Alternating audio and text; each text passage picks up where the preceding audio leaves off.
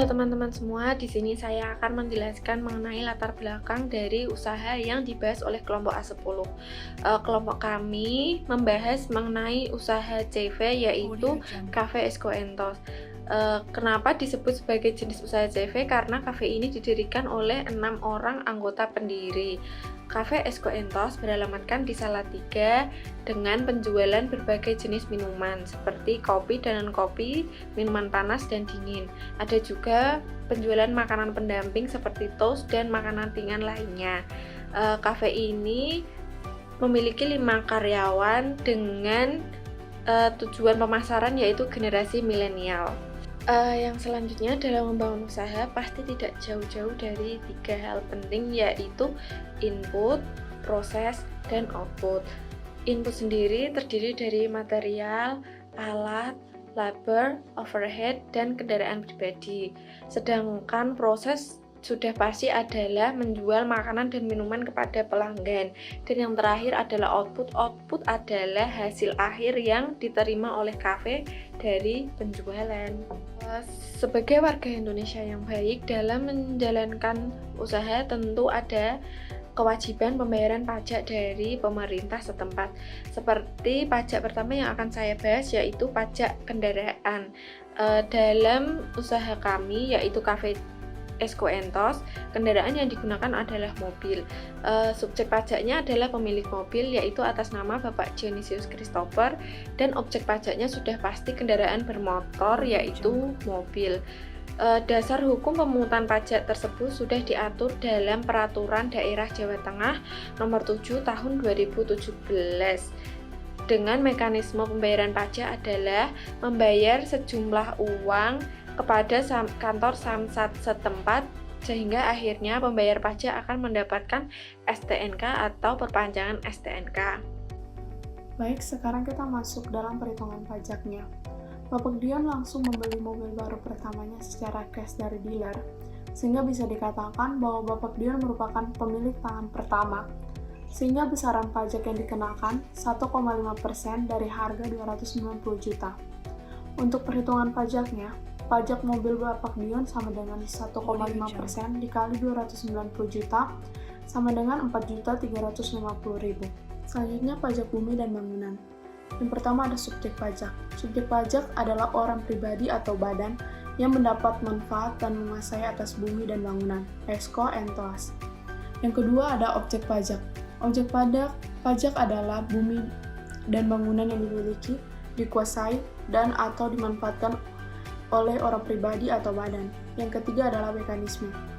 Mekanisme Esco Entos membayar pajak bumi bangunan atas tokonya setiap tahun kepada pemerintah Kota Salatiga. Sejak berlakunya Undang-Undang Nomor 28 Tahun 2009 tentang pajak dan retribusi daerah, maka kewenangan dalam pemungutan pajak bumi dan bangunan sektor pedesaan dan perkotaan (PBBP 2) telah diserahkan ke pemerintah kabupaten kota. Objek pajak lainnya seperti pedesaan dan perkotaan dilihat dari nilai NJOP-nya. Jika NJOP-nya lebih dari 1 miliar, presentasi NJKP sebesar 40%. Sedangkan jika NJOP-nya kurang dari 1 miliar, presentasi NJKP sebesar 20%. Berikut perhitungan pajak bumi dan bangunan. Bumi yang seluas 500 m² dikali 4 juta sama dengan 2 miliar. Bangunan seluas 450 m² dikali dengan 3 juta senilai 1 miliar 350 juta. Jika total bumi dan bangunan dijumlahkan maka menghasilkan nilai NJOP bumi dan bangunan senilai 3 miliar 350 juta, yang mana akan dikurang dengan nilai NJOP TKP senilai 10 juta, akan menghasilkan nilai DPP senilai 3 miliar 340 juta, dan PBB 0,1 sama dengan 3.340.000 rupiah. PPh 21 yang menjadi subjek pajaknya adalah karyawan dan yang menjadi objek pajaknya adalah pembayaran gaji karyawan. Mekanisme pembayaran gaji karyawan dilakukan sebulan sekali. Berdasarkan hukum dari Perdijen per 32/PJ/2015, upah dari wajib pajak PPh 21 merupakan jenis pajak yang dikenakan terhadap gaji berupa gaji, upah, honorarium, tunjangan, dan pembayaran lain yang diterima oleh pegawai, bukan pegawai, mantan pegawai, dan penerima pesangon.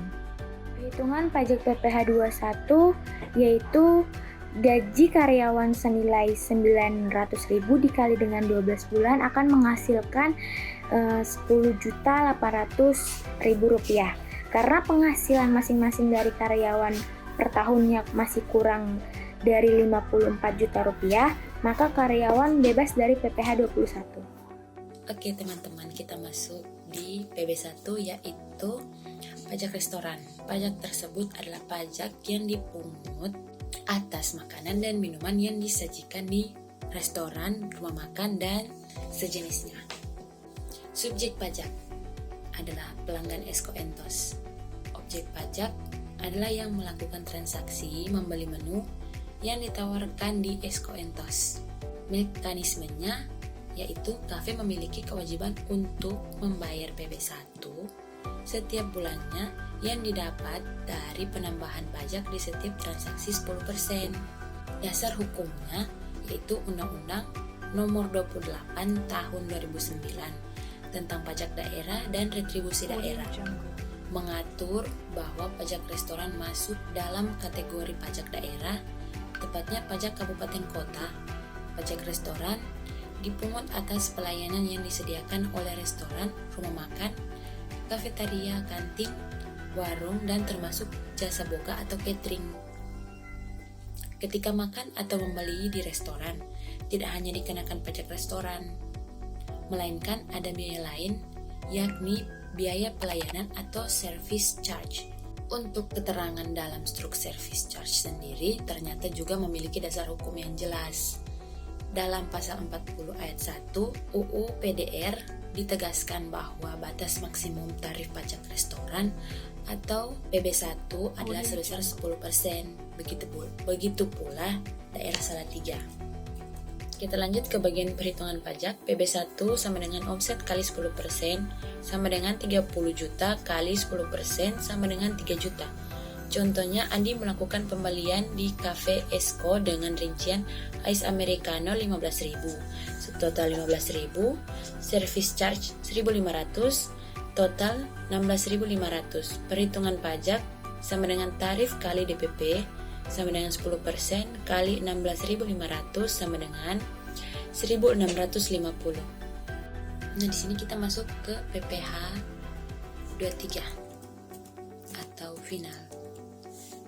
Ini subjek pajaknya yaitu masih Cafe Esko Entos. Objek pajak yaitu penghasilan dan omset. Nah, mekanismenya kafe mendapat SPT untuk kemudian pihak kafe melakukan perhitungan, pembayaran, dan pelaporan secara mandiri setiap bulannya dan juga mencetak SSP melalui e-billing lalu membayarkannya lewat kantor pos. Nah, selanjutnya di sini dasar hukum yaitu penghasilan berupa bunga deposito dan tabungan lainnya, bunga obligasi dan surat utang negara, dan bunga simpanan yang dibayarkan oleh koperasi kepada anggota koperasi, orang pribadi, penghasilan berupa hadiah undian, penghasilan dari transaksi saham dan sekuritas lainnya, transaksi derivatif yang diperdagangkan di bursa, dan transaksi penjualan saham atau pengalihan penyertaan modal pada perusahaan pasangannya yang diterima oleh perusahaan modal Ventura, penghasilan dari transaksi pengalihan harta berupa tanah atau bangunan, usaha, jasa konstruksi, usaha real estate, dan persewaan tanah dan bangunan, dan penghasilan tertentu lainnya. Atas kelima bentuk penghasilan tersebut diatur lebih melalui peraturan pemerintah. Selain dalam pasal 4 ayat 2 ketentuan PPh final saat ini tersebar dalam beberapa pasal lain seperti pasal 15, pasal 17 ayat 2C, pasal 19, pasal 21, pasal 22, dan pasal 26. Setiap jenis PPh final tersebut memiliki aturan pajak tersendiri. Aturan tersendiri itu didelegasikan ke aturan di luar undang-undang, salah satunya PP. Peraturan tersebut menjabarkan tentang sistem pemajakan PPh final untuk setiap objek penghasilan mulai dari penentuan dasar, pengenaan pajak, tarif pajak, hingga mekanisme pemotongan atau pemungutannya. Baik, saya akan menjelaskan perhitungan PPh 23 final, di mana omset per bulan kita adalah 30 juta, yang artinya omset per tahun kita adalah 360 juta. Karena omset kita di bawah 4,8 miliar, maka dikalikan 0,5%, yang nantinya akan ketemu 1.800.000 per tahun. Karena kita menggunakan pendekatan bulanan, maka PPh 23 final Cafe Esko Entos adalah 150.000 per bulan. Selanjutnya kita akan membahas BPHTB, di mana subjek kita adalah Cafe Esko Entos dan objek kita adalah perolehan hak tanah dan bangunan. Mekanismenya, WP mengisi surat setoran BPHTB yang didapat dari KKPBB, lalu tagihan tersebut dibayar melalui kantor pos. Selanjutnya kita masuk ke perhitungan BPHTB. Asumsikan harga perolehan kita itu 350, maka NOP 350 dan NOP TKP 60 juta serta tarif pajak 5%, maka rumus BPHTB yakni NOP dikurangi NOP TKP dikali 5%, yang hasilnya nanti adalah 14.500.000. Dalam rencana pemasaran atau marketing plan Cafe Esko Entos ini, kami menggunakan jasa paid promote yang berasal dari selebgram di Instagram. Biasanya menggunakan akun pribadi milik selebgram tersebut. Nah, di sini kami memilih paket promosi yang disediakan oleh pemilik akun. Tarif yang dikenakan yaitu sebesar 150.000, itu untuk 1 kali 24 jam mereka posting. Jadi dengan begitu, Cafe Esko Entos dapat lebih banyak menarik pelanggan dibandingkan dengan cara promosi tradisional yang dahulu dilakukan. Promosi yang dilakukan oleh Cafe Esko Entos ini menjadi langkah-langkah untuk mengimbangi promosi minuman kopi yang dilakukan oleh kedai kopi lain yang ada di Salatiga. Jadi di sini berdasar Undang-Undang PPh, endorser dapat dikenakan pajak sesuai dengan pelaksanaan kesepakatan. Jadi bila endorser mendapatkan endorsement langsung dari pihak yang memiliki produk, maka pajak yang dikenakan kepada endorser sebenarnya sama dengan PPh pasal 21 yang biasanya dikenakan kepada wajib pajak orang pribadi. Namun, apabila endorser berada di bawah naungan pihak manajemen atau perusahaan seperti badan usaha dan atau bentuk usaha tetap, maka pemotongan pajak akan dilakukan melalui manajemen dengan pemberlakuan PPh pasal 23.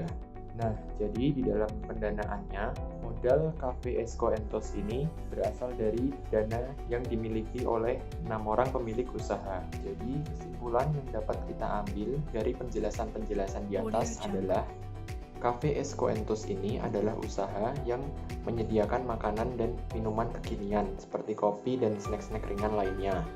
Usaha ini berbentuk CV yang dimiliki oleh Bapak Dion dan ke-5 orang temannya.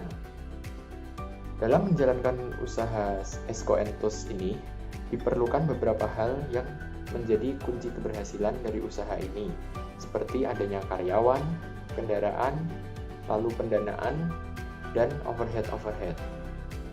Lalu berdasarkan analisis, pada usaha Esko Entos Cafe ini dapat diperoleh mengenai informasi jenis pajak yang dikenakan kepada usaha Cafe Esko Entos ini, yaitu adalah pajak kendaraan, lalu ada pajak bumi dan bangunan atau PBB, pajak restoran atau PB1, PPh 23 yang bersifat final, dan BPHTB. Dalam memenuhi kewajiban perpajakan ini, penghasilan karyawan atau PPh 21 tidak dikenakan pajak karena belum memenuhi syarat untuk dikenakan pajak. Nah, di sini syarat gaji karyawan untuk dikenakan PPh 21 adalah sebesar 4.500.000 setiap bulannya atau di atas 4.500.000. Maka di sini tidak dikenakan karena gajinya belum mencukupi itu. Esko Entos ini menerima service charge yang dikenakan kepada pelanggan atas biaya pelayanan. Sekian presentasi dari kelompok kami. Apabila ada kesalahan dalam penyampaian ataupun penulisan kata, kami memohon maaf. Terima kasih.